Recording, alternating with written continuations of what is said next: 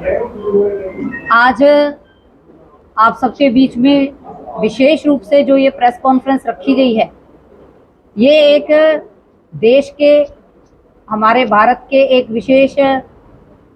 मुद्दे को लेकर रखी गई है। अभी आप सबने मीडिया के माध्यम से, सोशल मीडिया के माध्यम से एक चीज देखी होगी कि कांग्रेस ने अपना घोषणा पत्र जारी किया। कांग्रेस जो 60 साल से करती आई है, तुष्टीकरण की राजनीति, देश को बांटने की राजनीति, देश को विखंडित करने की राजनीति, ये आज तक सिर्फ वो कहने के लिए करती आई। लेकिन आज उसने जो अपना घोषणा पत्र जारी किया और घोषणा पत्र के अंदर जो उसने बातें रखी, आज लिखित रूप में उसने ये साबित कर दिया कि पिछले 60 सालों से जो उन्होंने देश को बर्बाद करने का काम उन्होंने किया, जो पहले दिन से वो लोग करते आए हैं, उन्होंने आज उसको लिखित रूप में दिया है। उसी तरफ दूसरी तरफ भाजपा, जो कि देश को विकसित भारत बनाना चाहती है, विकासशील देश बनाना चाहती है, और उसी दूसरी तरफ कांग्रेस देश को पुनः तुष्टीकरण की राजनीति करते हुए देश को विखंडित करना चाह रही है। इन्हीं विषयों को लेकर आज मैं कुछ जो उनके खुद के घोषणा पत्र के माध्यम से जनता के बीच में रखा गया, उन्हीं विषयों को लेकर मैं थोड़ा सा आपके बीच में बातें रखना चाहूंगी। उन्होंने अपने घोषणा पत्र के अंदर ये विशेष रूप से कहा कि वो एक ऐसे संगठन का निर्माण करेंगे, एक ऐसा विभाग बनाएंगे जो कि सर्वे करेगा और ये निर्धारित करेगा कि हमारे देश की संपत्ति किसके हाथों में है, हमारे देश का ऐसा कौन सा वर्ग है जिसके हाथों में ज्यादा संपत्ति है। उसमें हमारी आज जो बहनें हैं, बेटियां हैं, जब वो शादी करके जाती हैं तो स्त्री धन के रूप में जिसकी मान्यता, जिसकी सुरक्षा कोर्ट द्वारा, न्यायालय द्वारा भी की जा रही है, वो आज उस तक पहुंच गए हैं और उसको छीनने की बात करते हैं। उनका अपने घोषणा पत्र के अंदर ये स्पष्ट रूप से कहना है कि वो लोग इसका सर्वे कराएंगे किसके पास कितना गोल्ड है, सोना है, और वो उसको छीनकर उन व्यक्तियों में बांट दिया जाएगा जिनके लिए वो राजनीति करते हैं। उन्होंने जो हमेशा से किया और हमेशा से करते आए हैं, परिवारवाद की राजनीति जो उन्होंने की, जिसकी शुरुआत उन्हीं के द्वारा की गई, जनता का धन लूटना, देश को लूटना, ये कांग्रेस ने अपना जन्मसिद्ध अधिकार माना हुआ है। जब देश ने आजादी की और हमारे भारत देश को आजादी मिली, तब भी उन्होंने देश को जातिवाद के नाम पर बांटकर देश को विखंडित कर दिया, और जो उनके द्वारा, उनके पूर्वजों द्वारा विखंडन के अंदर महत्वपूर्ण भूमिका निभाई गई, वो मुझे लगता है मुझे विशेष रूप से बताने की जरूरत नहीं है। उन्होंने जो कहा कि जो नौकरी पेशा करने वाले हमारे माता पिता हैं, जो कि अपने बच्चों के नाम पर उनके भविष्य को सुरक्षित करने के लिए एफडीआं बनाते हैं और बैंकों के अंदर सुरक्षित करते हैं कि अगर भगवान ना करे किसी माता पिता को कुछ हो जाए तो उनके बच्चों का भविष्य सुरक्षित रहे। लेकिन ये ऐसे लोग हैं जो उनके भविष्य और उनके बच्चों के फ्यूचर के ऊपर भी उन्होंने घोषणा पत्र में स्पष्ट रूप से कहा कि वो इन एफडीओ की भी जांच कराएंगे। मतलब कि जो माता पिता सारी उम्र लगा देते हैं अपने बच्चों के भविष्य को सुरक्षित करने के लिए, और भारतीय जनता पार्टी ने जिन बच्चों के भविष्य को सुरक्षित करने के लिए बिना खर्ची, बिना पर्ची नौकरियां देने का काम किया, वो उन बच्चों के माता पिता द्वारा उनके भविष्य को सुरक्षा के लिए रखी गई एफडीओ की भी जांच कराएंगे। और उनका तो विशेष रूप से ये कहना भी है कि जैसे उनकी सरकारों द्वारा पहले किया गया कि आम जनता से उन्होंने विशेष रूप से, जब उनकी सरकार थी तब उन्होंने एक कानून बनाया जिसमें 18% अपनी इनकम का हमें सरकारी खाते में जमा करवाना ही पड़ता था, और अगर कोई ऐसा नहीं करता था तो उसके ऊपर लीगल कार्रवाई की जाती थी। और ये जो धन है, ये किसका धन कितने सालों तक सरकार के पास रहेगा, ये भी सरकार द्वारा ही डिसाइड किया जाता था। और सरकार ये निर्धारित करती थी कि किसको धन कितने समय में वापस देना है। और वहीं दूसरी तरफ अगर हम बात करें भारतीय जनता पार्टी की, तो भारतीय जनता पार्टी ने जीरो बैलेंस के ऊपर जनता के खाते खुलवाने का काम किया, उनको सुरक्षित करने का काम किया। और वहीं कांग्रेस ने अपने घोषणा पत्र में स्पष्ट रूप से एक बात लिखी है कि इन खातों की विशेष रूप से जांच कराई जाएगी कि किसके खाते में किसकी जमा पूंजी कितनी पड़ी है। और उन्होंने घोषणा पत्र में विशेष रूप से जो बात करी, उन्होंने कहा है कि हम मिनोरिटी और देश के जो बहुसंख्यकवाद है उनकी जगह अल्पसंख्यकों को दिया जाएगा। और उन्होंने अपने घोषणा पत्र के अंदर विशेष रूप से ये कहा है कि जो हमारा आरक्षण है, हमारे बीसी समाज का जो आरक्षण है, हमारे एससी समाज का जो आरक्षण है, उसमें से काट कर 15% का जो आरक्षण है वो अल्पसंख्यकों को दे दिया जाएगा। तो ये किस तुष्टीकरण की राजनीति कर रहे हैं और क्या वो देश को कहाँ खड़ा करना चाह रहे हैं, ये मुझे लगता है कि वो जनता भली भांति समझ रही है कि वो किस बात को, और उनकी घोषणा पत्र के अंदर विशेष रूप से जिस अल्पसंख्यक की बात करी जा रही है वो अल्पसंख्यक कौन है। आज जब वो बात करते हैं कि हमारे स्त्री धन की, जो स्त्री का अधिकार है, उसको छीनकर भी वो उन लोगों में बांट देना चाहते हैं जिनकी वो तुष्टीकरण की हमेशा से राजनीति करते आए हैं। कांग्रेस ने अपने मैनिफेस्टो में लिखा है कि एससी, एसटी और ओबीसी का जो रिजर्वेशन है 50% की जो सीमा है उसको खत्म कर दिया जाएगा। और इसको खत्म करके आरक्षण वो बांटने का काम किसको करेंगे? अल्पसंख्यकों में ये आरक्षण को बांटने का काम करेंगे। और ये बात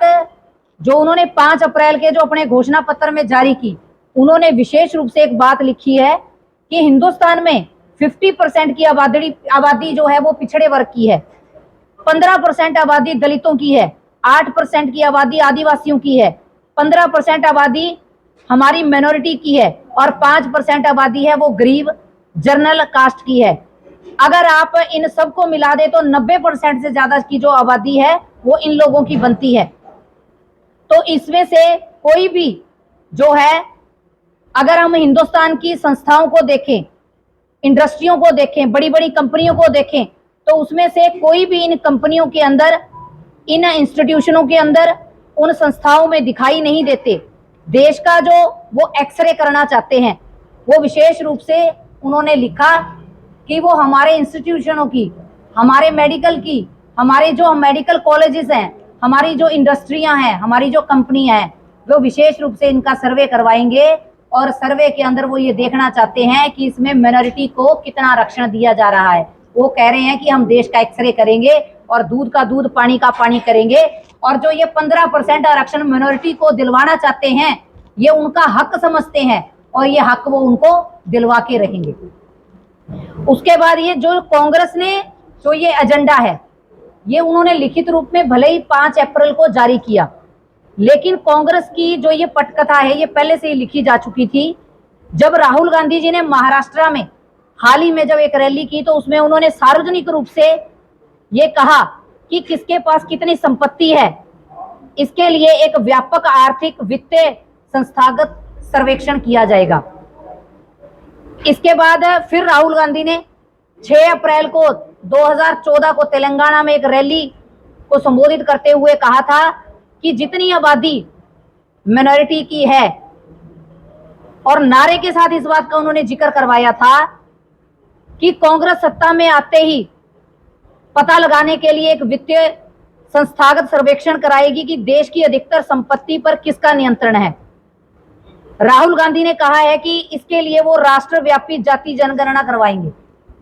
तो ये कांग्रेस का मैनिफेस्टो है, जिसके अंदर उन्होंने विशेष रूप से पर्टिकुलर किसको टारगेट किया, किसके लिए वो आरक्षण मांग रहे हैं, किसके अंदर वो हमारे जो 90% की हमारी आबादी का देश है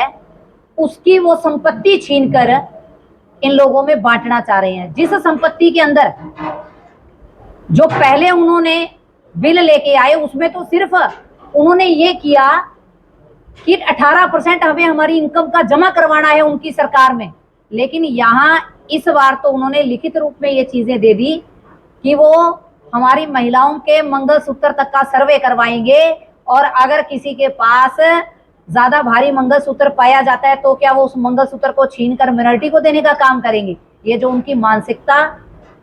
ये जो वो सदा से उनका परिवार करता आया तुष्टीकरण की राजनीति, ये उसका जीता जागता उदाहरण है जो उन्होंने अपने मैनिफेस्टो के अंदर जारी किया है। इसका भी मैं विशेष रूप से, ये मैं कोई कहने के लिए बात नहीं कर रही, ये लिखित रूप में है कि सन 1963 के अंदर एक कानून के लिए इन्होंने बात करी, जिसको उन्होंने सन 1974 के अंदर लागू किया, जिसका मैंने अभी जिक्र किया कि 18% व्यक्ति को अपनी इनकम का सरकार के अंदर 3 से लेके 5 सालों के लिए जमा रखना पड़ता था। एक आम व्यक्ति, एक नौकरी करने वाला व्यक्ति जिसकी 20 से 25 हजार रुपये तनख्वाह है, वो अपने परिवार को भी चलाता था और 18% उसको 3 से 5 सालों के लिए सरकारी खजाने में जमा करवाने का भी काम करना पड़ता था, और अगर ऐसा कोई ना करवाए तो उसके ऊपर वो लीगल कार्रवाई करने का काम करते थे। इस तरह से उन्होंने पहले भी जनता को लूटा है, और अब उन्होंने लिखित रूप में दे दिया है कि वो कैसे आगे जनता को और लूटने का काम करेंगे, कैसे वो हमारे परिवारों की एफडीआं तोड़कर सरकार के खजाने में जमा करवाने का काम करेंगे। मतलब उनकी जो सोच है, उनकी जो दृष्टि है, वो किसके ऊपर है? हमारे देश की संपत्ति के ऊपर। उसको हड़पने के लिए उनकी नीतियां हैं, उसको खत्म करने के लिए उनकी नीतियां हैं, लेकिन देश को हमने आगे कैसे बढ़ाना है, देश को हमने आर्थिक व्यवस्था को कैसे मजबूत करना है, इसके लिए उनके पूरे मैनिफेस्टो में कहीं कोई जिक्र नहीं है। आज जनता बड़ी समझदार है, जनता को सब पता है, और जनता अच्छे से जानती है कि 2014 से पहले हमारे देश की क्या स्थिति थी और 2014 के बाद आज हमारा देश कहाँ खड़ा है। आज हमारा देश बात करता है G20 की, आज हमारा देश बात करता है भारत वंदे ट्रेन भारत में बनने की, आज हमारा देश बात करता है 100 सेना के लिए फाइटर जेट प्लेन खरीदने की, आज हमारा भारत बात करता है धारा 370 हटने के बाद एक जो शांति स्थापित हुई है उसकी, आज हमारा भारत बात करता है कि कैसे हमारा युवा हर चीज को बनाने वाला बने, आज हमारा देश बात कर रहा है वोकल फॉर लोकल की, आज हमारा देश बात कर रहा है कि कैसे जो पहले 2014 से लेके अब तक एक टारगेट लिया गया था कि 3 लाख हमने लखपति दीदी बनानी है, उसमें से उस टारगेट को कितना अचीव नरेंद्र मोदी जी द्वारा किया गया, और हमारा देश आज लखपति दीदी के नाम से हमारी बहनें जानी जाती हैं। आज हमारा देश उस चीज की बात करता है। और दूसरी तरफ जो कांग्रेस ने अपना ये मैनिफेस्टो जारी किया,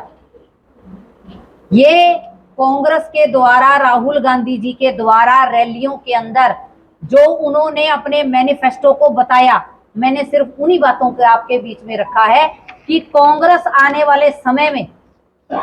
उसका जो टारगेट है वो क्या है। कांग्रेस आने वाले समय में हमारे देश को कहां, जो देश है उसको कहां लाकर खड़ा करना चाहती है, उसकी बात कर रहा है। मुसलमानों के देश के संस्थानों पर पहला हक, हमारे मुसलमानों का पहला हक होना चाहिए हिंदुस्तान के ऊपर। ये उस वक्त के प्रधानमंत्री मनमोहन सिंह जी का बयान था, ये अचानक आया हुआ बयान नहीं था। ये जो उनके द्वारा, उनके जो परिवारों के द्वारा देश को बांटने की नीतियां उनके सिस्टम से चल रही हैं, उनके समय में चलती आ रही हैं, ये उनके, मैं आपको डेट के साथ और सन के साथ बता रही हूं कि उनके द्वारा, उनके प्रधानमंत्री के द्वारा और उनके नेताओं के द्वारा जो सार्वजनिक रूप से सार्वजनिक मंचों पे कहा गया है, ये उसकी बात कर रही हूं मैं। मुसलमानों के देश के संस्थानों पर पहला हक वाला मनमोहन सिंह जी का बयान, ये हम सब ने देखा था। उसमें उन्होंने विशेष रूप से क्या कहा था कि मुसलमानों को सरकारी नौकरी में अलग से 15% का आरक्षण मिलना चाहिए। ओबीसी आरक्षण को धर्म के आधार पर बांटकर मुसलमानों को 6% अलग से आरक्षण दिया गया। धर्म परिवर्तन करने पर भी जो SC ST समाज के लोग अगर अपना धर्म परिवर्तन करके मुसलमान बन जाते हैं तो उनको जो SC ST की सुविधाएं हैं वो अलग से मिलनी चाहिए। और जो मुस्लिम होने के नाते वो जिस आरक्षण की बात मनमोहन सिंह जी द्वारा की गई उसको वो अलग से मांग रहे हैं। और हमारे ओबीसी समाज का जो आरक्षण है उसको खत्म करके उसमें भी 6% का जो आरक्षण है वो भी वो माइनॉरिटी के लिए उन्होंने लिखित रूप में कहा है। दूसरा बयान, मुसलमानों को संस्थानों पर पहला हक देना, सिर्फ ये बयान नहीं आया था, ये दिसंबर 2006 में दिल्ली के अंदर लिखित रूप में कहा गया था। ये जो और इसकी सिफारिश करने वाले कौन थे? उस वक्त की कांग्रेस की सरकार ने इस बिल की सिफारिश की थी और इस बिल को वो पास करके हमारे जो हक है, हमारे जो अधिकार हैं 90% की आबादी के, उनको छीनने के लिए जो उनका पहले दिन से एजेंडा है, जिस एक पर्टिकुलर चीज के लिए, पर्टिकुलर एक कास्टिज्म के लिए, वो आप सबके बीच में है। यह विचार कि भारत के संसाधनों पर मुसलमानों का पहला अधिकार है और गरीबों और इनके जो रिहायशी इलाके हैं, हमारे जो मकान हैं, उन्होंने अपने मैनिफेस्टो में कहा है कि आज हम नौकरियां करने के लिए शहर में आ गए हैं और शहर में नौकरी करते इतना समय हो जाता है कि हम हमारा एक मकान शहर में बना लेते हैं। लेकिन वो इसका सर्वेक्षण कराएंगे कि अगर हमारा एक मकान शहर के अंदर है और दूसरा हमारा पैतृक मकान गांव के अंदर है तो उसको भी छीनकर मिनोरिटी को दे दिया जाएगा। मतलब कि जिस मेहनत की, खून पसीने की कमाई से हमारे बाप दादाओं ने, हमारे बुजुर्गों ने हमारी संपत्ति को सहेज के रखा है, वो उसको भी छीन कर उनके के अंदर बांटने का काम करेंगे, ऐसा उन्होंने अपने मैनिफेस्टो के अंदर लिखा है। और जो ये इनका मैनिफेस्टो आया है, ये इनका लिखित रूप में मैनिफेस्टो आया है। और बड़ी हैरानी की बात है कि हमारा हिंदुस्तान, हमारा भारत देश, क्योंकि इन्होंने मैनिफेस्टो जारी किया है अंग्रेजी में, क्योंकि सारे अंग्रेज हैं ना इस पार्टी में, तो इसलिए मैनिफेस्टो भी अंग्रेजी में जारी किया गया है। तो हमारे भारत देश के अंदर अंग्रेजी में मैनिफेस्टो के अंदर जो उन्होंने जारी किया वो आप क्लियर रूप से पढ़ सकते हैं और बड़े क्लियर शब्दों में उन्होंने जो लिखा है वो मैनिफेस्टो का हिस्सा है, जिसका हिंदी अनुवादन मैंने आपको बताया है। क्योंकि इंग्लिश के अंदर मैनिफेस्टो पढ़ना ये हमारे सबके बस का नहीं होता,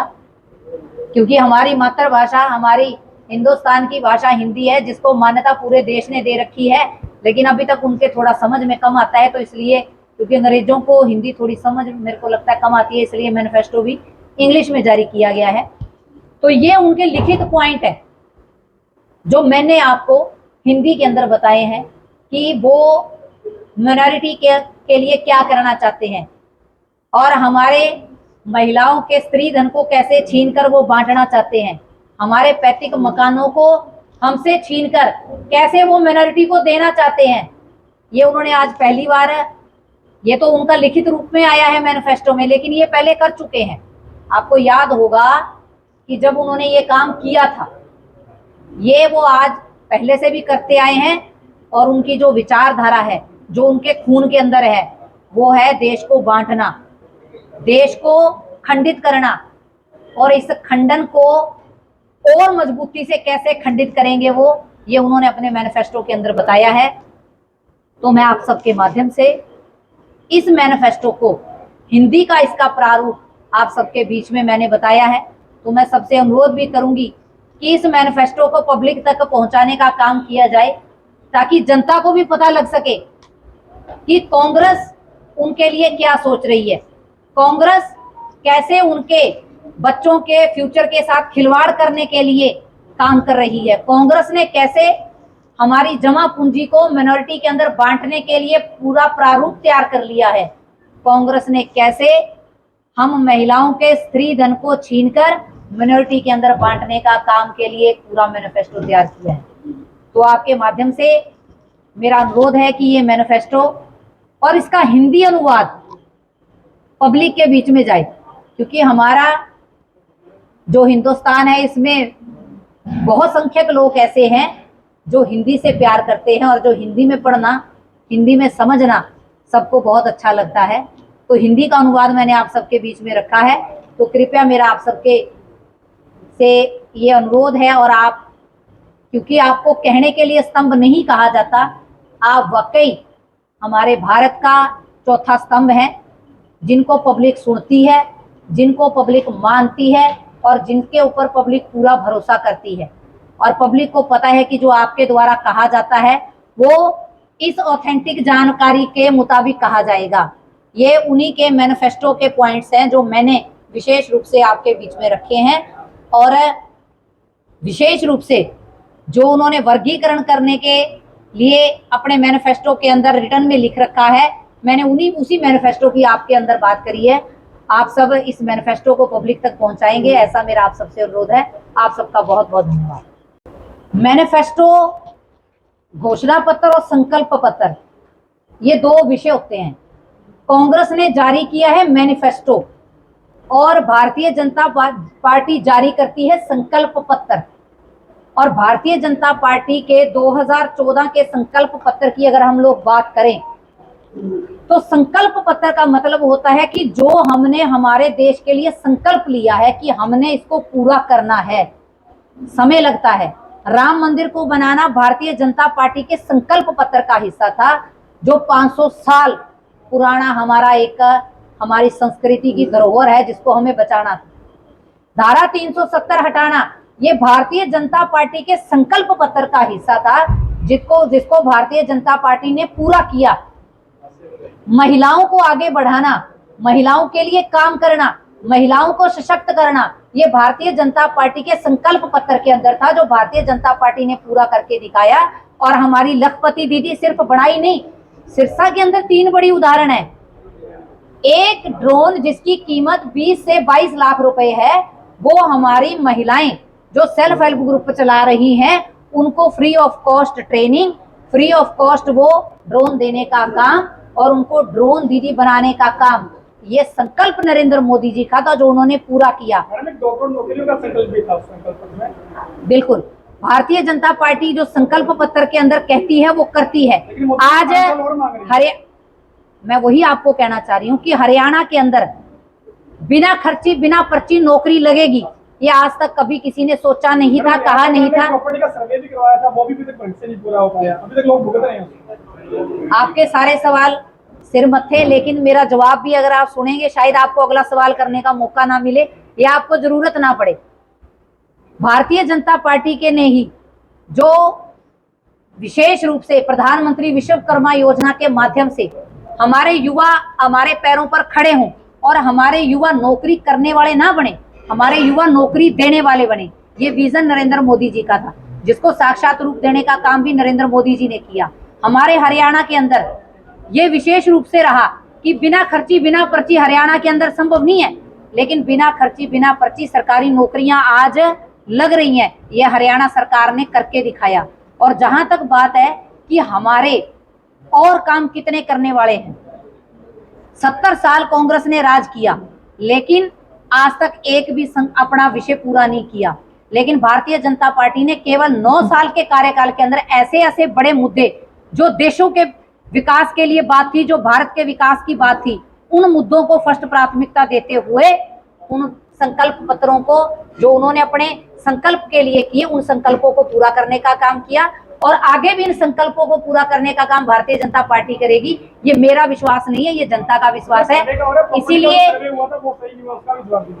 जो हमारे कार्य शुरू किए गए हैं, उनको कार्य को शुरू करने के लिए भी थोड़ा समय लगा, क्योंकि ये व्यवस्था बदलने की बात है। और जब व्यवस्था हम एक घर से दूसरे घर में भी शिफ्ट हो जाए तो हमें पूरा समय लग जाता है। तो ये व्यवस्था तो 70 सालों से बिगड़ी हुई थी, 70 सालों की व्यवस्था को सुधारने के लिए टाइम लगेगा।